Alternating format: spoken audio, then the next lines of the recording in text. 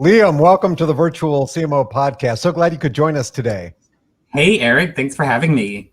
This is fun. We're talking a little bit about where we're located. You know, before the show, I'm down here in Orlando, Florida. You're up in cold Maine. There's a vast difference between the temperatures we're both dealing with. But I'm curious, you know, in addition to being a content marketing expert, you also live a digital nomad lifestyle when we're not trapped by COVID. Where have your journeys taken you? Well, my first big trip was down to South America through Peru and Argentina. I lived in Europe for a while, in the Netherlands, and I also most recently was living in Sydney, Australia for 6 years. So I just got back to the States in May. You know, I think we've all sort of experienced a difference in our work lives. Even though many of us, I've worked remote for many years, but this is a different kind of remote. This is truly kind of being isolated at home. And I think so many people have looked at this and said, well, I could be a digital nomad. I can get most of my work done on the road. I'm very curious to see if we see more of it in the upcoming years. I've had several guests on the show and they've been doing it as well. And it sounds great. Yeah, I think that ship has sailed. I think a lot of people are realizing how easy it is to work from home and also how much more productive it can be. Not for everybody. And I also think a lot of businesses are probably thinking, why am I paying all that rent when I could get the same quality of work from people living where they want to live? So I hope so. I love the remote lifestyle. Well, I'm so excited you're on the show today because we're going to get to talk about one of my favorite topics, which is content marketing and really building out a content marketing strategy. So just by way of definition, talk to me a little bit about how you view content marketing and inbound marketing. Both of those terms get thrown around oftentimes interchangeably, and then we throw SEO in the mix as part of both of those. Talk to me a little bit about how you view the definitions of content marketing versus inbound marketing. Yeah, so content marketing to me is, so I focus on content strategy, and that involves approaching a business, figuring out what they want to achieve, and then creating a plan that uses different types of content in different promotion strategies to make those dreams come true, basically. And so most of what we are focusing on is creating content that people find, and especially because I focus in search engine optimization, it's about creating content that people can find on their own, engage with on their own, and enjoy so thoroughly that they become a customer all on their own right. So it doesn't involve as much of the going out there and looking for leads and pulling them in. It's more about, you know, getting people to come onto your website, but through methods that are organic and useful to the end user. So not through paid advertising, though that can involve some content marketing, but more about organic traffic to your website. That's really where I focus. So bringing that traffic, that organic traffic to your website is so important. But I think for businesses who really haven't embarked on a true content marketing strategy, they may look at content as a brochure, as something that explains what their products do, features, functions, that kind of thing. What you're talking about is creating content that the audience really wants to read, not necessarily that describes your product or service, correct? Yeah, I mean, brochures and product descriptions, that is part of content marketing, and you obviously need to have those things down pat. But a brochure is not the most exciting piece of content. People don't remember. You don't ever hear people talking around the water cooler about this wonderful brochure that they read last week. But they do talk about interesting articles, strange videos, you know, curious graphics, Instagram accounts, all those kinds of things that actually excite people and engage people, answer questions that people are asking on their own. And the reason, you know, that is such an effective form of marketing is because it is interesting, it is engaging, and it's about meeting the customer where they are rather than trying to have to drag them somewhere and make them read about your product. You just show up where they're already looking, and you show up with the information that they want, and then you build trust with them. It's a bit more of a slow burn, but it's a much more robust long-term strategy. So when you think about what makes good content, you talked about interesting and engaging. Those are two obviously very important factors. What else would you put under that bucket of sort of what makes good content as opposed to bad content? So the best thing for a piece of content is that it is useful to someone in some way. That's even more important than engaging. You know, people aren't going to stick around if you're not giving them something back. Now, it doesn't mean that every article has to be a how-to, but it does mean that after they engage with your piece of content, they need to walk away feeling like they got something out of it. Maybe it was a new perspective. Maybe they found a new piece of music. It doesn't really matter. You just need to apply that helpfulness. The other things that go into it, besides making it entertaining and engaging, is that it needs, especially if it's written content, it needs to be done by a professional, someone who is either a good writer, a professional graphic designer. You know, I'm not saying you have to get the most expensive stuff, but too many people try to do everything on their own, and you end up with poor quality. And when it comes to search engine optimization, the number one thing is high quality writing. So writing in a clear way that reflects your voice, that is understandable for both users and Google, that's the real key to success. It's interesting that you say that, because I've had several SEO strategists come on the program to talk a little bit about technical SEO and how to get your content to rank. But I think one of the things that's deceiving for many people is if you install a plugin like Yoast, if you've got a WordPress site or Rank Math or one of these, you can very easily sort of game your content to score your articles in order to sort of get the green light or get 100% score or whatever. But that doesn't necessarily mean that your content is going to rank. Those are more technical hindrances, right? If you have a good score, it means you've got the possibility, a better possibility of ranking, but it's no guarantee. Yeah, look, I don't want to trash talk Yoast. It's a useful plugin. I use it myself on my websites, but you need to think of Yoast more like taking a temperature rather than a cure, right? So if you have a fever, you use a thermometer to take your temperature, but that doesn't mean that you've done any of the things that actually are going to cure you. You need to put things into practice. And also Yoast, like any automated tool, similar to Grammarly, I use that to, measure my grammar. But I review everything I do because robots aren't perfect yet. And so Yoast is going to miss things. There needs to be a human element to it, at least for now, hopefully forever, or else I'll be out of a job. But for now, it needs that objective human eye from someone who has experience with content and someone who, if you're going for SEO, has experience with search engines and what they want. I'd love to drill on this a little bit more, and let's use your business as an example. So Inkwell Content is your company. You have a blog. You do all sorts of content for yourself to promote your own business.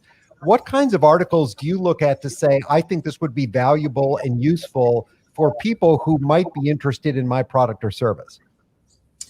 Sure. So I try to build all my content strategies to fulfill every single part of a sales funnel, right? So some people will tell you top of funnel is more important or bottom of funnel is more important. To me, you just need to have content slotting into each part. So for example, I have a huge article on my website that just talks about the basics of SEO. And in a sense, that article, it is ranking for search terms like what is SEO and what does SEO do.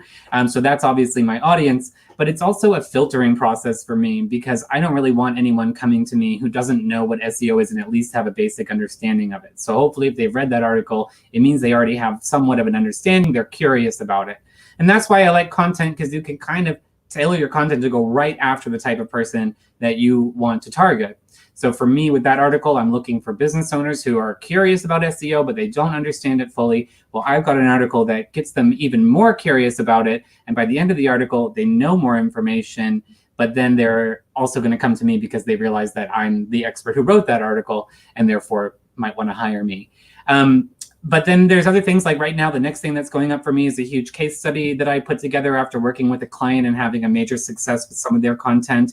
That's obviously way more further down the funnel, where I'm using that to people who are already thinking, should I hire this guy? I don't know if he's the best in the business. And then they read a case study, realize what I've done for other businesses like theirs, and think, okay, I'm going to go for this guy. So a lot of my content is about trust building. A lot of it is going after keyword terms that I know my audience might be looking for. And some of it is just to build up my own personality, my own brand, so that people recognize me when they see my name and interviews like this one. I think that's really good because what you're really talking about is a strategic approach to your whole content strategy. And I know on your website, for example, you talk about different elements of the strategy. And I'd love just to get your thoughts on a couple of these. So you talk about audience insights as a place to start. What do you do sort of when you first engage with a client to really understand their target audience? All of my strategy conversations begin with an interview. I have a questionnaire that I run through. I tailor it for every client based on their business. But one of the first things we talk about is audience. The first question I always have is, tell me about your audience. And I ask the client to tell me what their audience is. Sometimes they might have already done some work in this area, so they might have some profiles built up. If that's the case, I start interrogating that profile, not because I don't believe my client, but because we really need to go into the psychology of these people. It's not just enough to know, okay, we're 46% males, and we are mostly located in North America. That's good information to know for a lot of things. But what I'm more interested about in content creation is what's your audience worried about? What's keeping them awake at night? What do they want to happen next year or in 5 years? What's the biggest frustration for them in their life right now? These are questions that answer my bigger question is, what can we give them to make sure that they are happy with what we're giving them, that they remember what we're giving them, and that they trust us to give them more of what they need? And those kinds of questions often are left out of those, sort of generic demographic overviews. But that's really what comes into play with content strategy. So we've talked on this show before about this idea of many businesses cast too wide a net. So they're creating content for too large an audience. And at the same time, you don't want to be overly specific. So your net is so narrow that you're missing potential customers, potential people who you want to drive to your website. How do you look at finding that balance between being overly generic in the content that you're producing or being too specific? Well, that's what strategy is supposed to do. So, if you spend the time doing the research and thinking, obviously everything I'm going to talk about has a search engine optimization bend to it. But keywords are, the data is there to help us decide these kinds of things. Keyword intent is just as, knowing what the intention behind a certain search is. That's something that takes a little while to start to understand. But once you have that, you can weigh the different options. Does this keyword have enough volume that it makes it worthwhile for me to go after? Is the intention clear that what these people are searching for actually has to do with my business and what I sell, or is the intention not really there? And how difficult is it going to be for me to rank for this keyword? Is this keyword already ranking on major websites and therefore it's a waste of my time? And so with that, once you start to look at these things and pull the keyword data, you start to see patterns emerging. You start to see where certain topics might overlap, and you can combine them into one or create a series. And the other end is to do some of that in the rear view mirror. So if you are running a content strategy, you should be reviewing it frequently. I mean, I keep an eye on my Google Analytics for my clients all the time, but you should at least be doing quarterly reporting so that okay, this piece flopped, this piece sailed, what made this piece sail and what made that one flop. And as you do this, that's the nice thing about content strategy. The more you do it, the more clear things become to you and the easier it gets. So I know we talked a little bit about defining that audience, and you also talk on your website about when you work with customers, you want to do a content audit. You want to see what they have.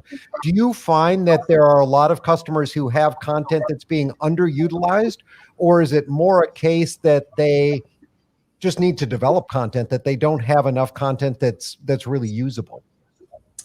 Well, it depends on each business, but I will tell you, Eric, there is an epidemic right now of underused old content that I find sitting around on people's websites when I do audits. So obviously there are some businesses that are brand new, have never created a piece of content. They're starting from scratch. Those people are in a good position because it's very easy to start your strategy on the right foot if you start it at the beginning. But more businesses have, especially because of the COVID pandemic, they've been operating business as usual and suddenly realized, oh my gosh, we don't have a digital strategy. What are we going to do? And they've had everybody from the CEO to the janitor write a blog article for them at some point, and no one has thought about SEO when they've written these. And they are potentially sitting on a gold mine. So I've done this with a few of my clients now where they blogged when they had time, and maybe they got lucky with one blog and that one really took off, but not much else has been happening.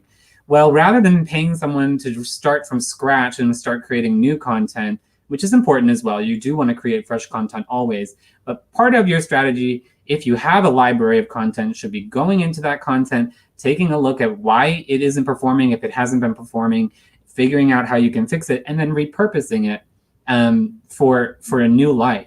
And that's actually something that anybody who has a content strategy should be doing, because content decay, which is when content falls out of favor with Google, it happens to anybody. Even the best piece of content will decay after a while. So if you are forgetting about content pieces once you publish them and never touching them again, you could be losing quite a bit of money and organic traffic. When you're thinking about what to do with your content or how to refresh it, how do you sort of look at your competitors? So many small businesses, for example, they may have some great ideas, but they may be competing against somebody who has such high domain authority that it's very hard for them to rank against that competitor. So how do you look at a competitor analysis when you're creating your content? Yeah, so that is a problem. And there are plenty of times where I take a look at a keyword that I want and I look at it and the top 10 results are from Wikipedia, HubSpot, Salesforce, and I just look at that and I say, all right, well, there's no way that my client with a 25 domain name is going to get into that position. And I'll just put that one aside. But there are tools that I use. I use Ahrefs. SCMrush is another one that people use that will show you the difficulty of a keyword right off the bat. They give it a 1 through 100 rating. It's not always perfect. The one that I use, giving away my secrets here, it's not much to it. You just look at the ones that have lower competition. And when you use that tool, it actually pulls up the people who are currently ranking for that piece. Sometimes you'll see a big name in there. Just because there's one big name in there isn't a reason to run away, because you might look at that big name piece of content and realize that the only reason it's ranking is because of the big name attached to it. It's not optimized. It's from 2006. It's only 300 words. If I see something like that, even if I'm working with a little client, I start to salivate because I think that article is not worthy of being on the first page. And even though my client has lower domain authority, because that article is so outdated, I have a chance to outrank them if I put my mind to it. And so when I'm creating a piece of content, I usually look at the top 10 results, who's on the first page right now. I open them all up in 10 different tabs. I get my notepad out and I go through each one and I write down, this article talks about these subjects. And then I cross them off if they're on other articles so that I know that they're all talking about that. This one has a video, this one has an infographic, this one has an interview. And I look at that sheet and I say, all right, what's missing? Where are these pieces not, what hasn't been done yet? And that's the sweet spot that you got to go after. You spoke earlier about this idea of content getting stale and starting to fail. How do you look for those signs? When do you know it's time to refresh a piece of content? Yeah, so there's kind of two times to do that. One is if a piece is failing. So let's say you had an article that was really, really good. It was responsible for the vast majority of your organic traffic for quite some time. And then you notice for some reason that it's just, you look in your Google Analytics and the line is going down instead of up. And that is a red flag. So the easiest way to do that is to just do in analytics a 6 month by 6 month comparison. And so you go into, get the list of all of your content. You can just look for what's on your blog and how it's been performing over the last 6 months. Click the little box that says compare to last year, or compare to previous, and then just scroll through and look for anything that's had a significant percentage drop. That tells you that for whatever reason, maybe somebody else published something better. Maybe, the article just doesn't have the right information, but something is wrong that's causing that one to fall down. And that's when it's time to revamp it. The other option is if there's a piece that's never performed well and you don't know why, you think that it has the right keywords in it, or you think that it's relevant to your audience, but ever since you published it, it just never picked up speed. That's another opportunity where I would love to go in and look and say, well, the reason this one isn't performing is because you didn't optimize your headlines, or it's only 400 words, or this other article exists and it's way better. Can we do better than that? That's when you really, those are the two methods I take to find new content pieces to breathe life into. Sometimes when businesses, and I've certainly seen this for my own business, we write a piece of content, but it's a little off topic. And lo and behold, that's the one that ends up ranking really well. And so you're getting traffic, but it's not your sort of ideal customer. You're not the ideal prospect because it's really not the optimum keyword for your business. So what do you say in those kind of situations where you have a piece of content that's really performing well, but maybe is not quite bringing in the right audience for your business? Well, that's a tricky one. I mean, in some cases, if it's really not the right type of person coming into your website at all, they're not even tangentially related to what your product is or what you're trying to do. I hesitate to tell anyone to delete a piece of content that's bringing in traffic, but if it's muddying up your traffic, if it's making it hard to find the right customers amongst all of this other group that's coming in, you might want to take the piece down or rework it. But more likely, even if it's off topic, it's probably tangentially related to what you are doing to the main, even if it's a bit of a leap, it is related. For example, you have a website that is selling yoga products and you write an article that is actually about, let's say staying warm in winter. Can you find a way to link those two together? Even though it's completely different topic, can you talk in that article about doing yoga indoors and how to stay warm, doing hot yoga? Can you find links to other articles that are performing better, that are pulling in sales, and find ways to weave those into the article that's off topic? Because you don't want to write off all of that traffic just thinking, well, they're coming here for the wrong reason. But maybe once they get there is something that could turn them into a customer, or at least get them to share your content that is working. And if you can find ways to do that, you could rescue some of that traffic and maybe even turn it into a profit. I think that's such good advice. Like you said, you hate to pull anything down that's bringing in traffic, but you need to tailor that article to something that's going to drive the right kind of traffic for you. So one of the things that I really wanted to ask you about is we're living in this world now where there are so many different places where you can publish content.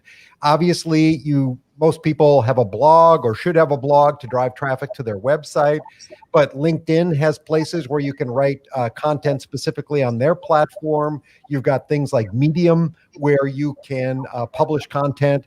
Some tools that are out there, I use a tool called Story Chief, and they have their own blog that goes along with that. There are a lot of different places that you can publish. What are sort of the pros and cons of publishing in multiple places? Well, with sites like Medium and LinkedIn, there really aren't very many cons. Even if we're talking about technical search engine optimization, a lot of people worry about duplicate content, which is a problem if you have two identical pieces of content operating on on two different URLs. But actually that doesn't work. That doesn't matter with sites like LinkedIn and Medium. It's set up so that those things won't interfere. So best bet is put it on your website first, let it sit on your own blog for a while, and then you can publish on LinkedIn and Medium afterwards, and there won't be any repercussions. In terms of third-party blogs, again, there's not that many cons to it, in my opinion. I mean, as long as you're going after websites that are reputable and that share part of your audience in some way, the only con is that it takes time. It takes time to find these people, to write the article, to pitch to them. That being said, if it doesn't go through with one person, you can probably pitch it to somebody else or use it on your own website. So it's an investment. The pros of publishing elsewhere are massive. I mean, that is where I actually get most of my incoming traffic, aside from SEO, is from websites where I'm published. I do some writing for the Content Marketing Institute and a few of my other friends' blogs, that I work with. And that brings in traffic if you can get onto that. And it's good for SEO because it's links coming back to your website, which is like SEO 101. You want strong links pointing to your website from other reputable websites. So I would say if you're thinking about doing blogging on a different platform, my biggest piece of advice is go for it. You might find a new audience. I think that's really useful advice, especially about the fact that it doesn't conflict with what you're doing on your own blog, but maybe giving your own blog a little bit of time to rank before you publish it there. I like that. So the last topic I wanted to drill in with you is on social media and how you can use social media to amplify the content that you're producing. What's your thought? I mean, do you really see a lot of traction coming from places like Twitter or posting something on LinkedIn that links back to an article on your blog?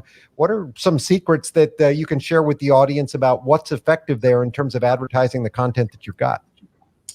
Sure. Yes. Content without promotion is pretty much a pointless activity, especially if you're new to the scene. I mean, SEO can do only so much, but if you're not using promotion strategies, you're going to be losing out. Now, in terms of sites like LinkedIn and Facebook, Twitter, there are far too many businesses that just think they can get away with posting a link in the headline. Maybe they use an automated thing to post every, that's not going to cut it. People don't, first of all, the search algorithms for sites like LinkedIn and Facebook, they don't want third-party links on their site. So LinkedIn does not really want you to share a link, another URL to a website that isn't LinkedIn, because LinkedIn wants you to stay on LinkedIn. It doesn't want you to click somewhere else. So for me, when I write a blog and I want to share it with my audience, I try to get the most bang for my buck out of that blog as I can. So maybe the blog has some imagery in it and a video in it. I'll share those each individually as their own post. Then I'll take a section from the blog and I'll drill down and share something that I didn't write in the article, a different angle on it. And then I'll say, by the way, this is part of a full blog on my website if you want to go read it. And here's a quick little tip. If you want to do that on LinkedIn, which is where I get most of my business, you can still put the URL in there. Just don't put it in the body of your post. Put it in the first comment. That way you won't be punished by the algorithm and you can still get people to click over to that link. On other websites, social media isn't necessarily about pushing people to your website. You can do that. It's much easier to do that with paid advertising. When it comes to content and how social media interacts, it's more about trust building, name recognition, reaching new audiences, and building up deeper respect for your brand, and having fun with your audience, retaining your audience. That's really where content and social media promotion come together.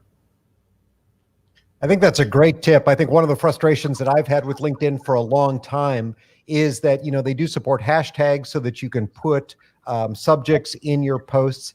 But unless you have a very large audience, it seems to be almost irrelevant. It does not seem to really drive a lot of additional traffic or views to your post there. I think that they are heavily skewed towards their biggest players on the platform. And it's very hard when you're a smaller player to get visibility outside your audience, which I think is unfortunate. But I think the tips that you mentioned are great to avoid linking off the site and to put more unique content on the site in order to sort of hopefully bypass some of those biases that are in there.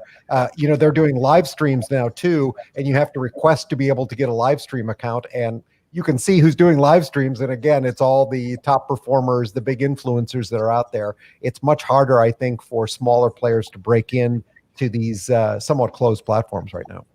Yeah, it is. Everyone has to start somewhere. And like a lot of things in marketing, promoting yourself on social media is it can be like a snowball going downhill. So the more you do it, the more you pick up followers and the easier it becomes. I have a really good blog on my website. If anybody's looking to break into LinkedIn, and there's a blog on my website, you should see it right on the homepage. That is advice on how to get attention on LinkedIn and how to build your audience on LinkedIn, with tips that anybody can do, even if you've never used LinkedIn before. That's how I started. I went most of my career without using LinkedIn, and now it's I'm on it every day, way too much actually. So but it's not always about making a huge name for yourself and being famous on social media. I know it feels like that a lot of the time. If you can connect with a smaller audience that's more relevant to what you do and more likely to become either an evangelist for your brand, or more likely to become a customer of your own, that's a win. And you don't need 1,000 likes on every single piece of content to be successful. You just need to message the right people, even if it's a smaller group. That's a great segue into wrapping up our show here for today. Liam, I think it would be great for you to share where people can find you on the web, your social media handles, and I'll also make sure that we put a link to that blog post in the show notes, as well as your main website. So share with our audience where they can find you. Sure. So Google Liam Carnahan, I should hopefully show up. But you can find me on my website at inkwellcontent.com. I'm on LinkedIn, I'm on Twitter, I'm on Facebook, though you won't find me there. So LinkedIn and Twitter, you can just look for Liam Carnahan. That's my name on both sites. And you can also just send me an email if you're curious at liam@inkwellcontent.com. And I love hearing from connections, so please don't hesitate to reach out. This has been a great interview. I really love talking about content strategy. It's so important to businesses. Get that organic traffic. Don't spend all your money on ads. Figure out a way to provide some high quality, valuable materials for your target customers, and they will come. Yeah. Thanks so much, Eric. I had a great time. Liam, thanks so much. Talk to you later.